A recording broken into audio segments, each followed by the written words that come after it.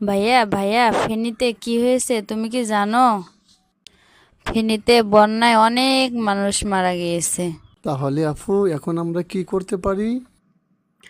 আমরা সবাই মিলে ফেনীর লোকজনদেরকে সাহায্য করব। সাহায্য তো অনেক প্রকার। এখন কিভাবে আমরা তাদেরকে সাহায্য করব? আমাদের কাছে কিছু সম্পদ আছে, এগুলা আমরা বিক্রি করব। বাবা যেন জানে না। বাবা তো জানবে না, ঠিক আছে, কিন্তু বাড়ির রাখালটা যে ও খুব চালাক, ও তো বাবাকে সব বলে দিতে পারে। এই জন্য আমরা এখন কি করতে পারি? এমন ভাবে কাজ করব বাড়ির রাখালও যেন জানে না।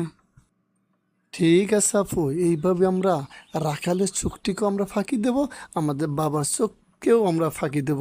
এইভাবে ফাঁকি দিয়ে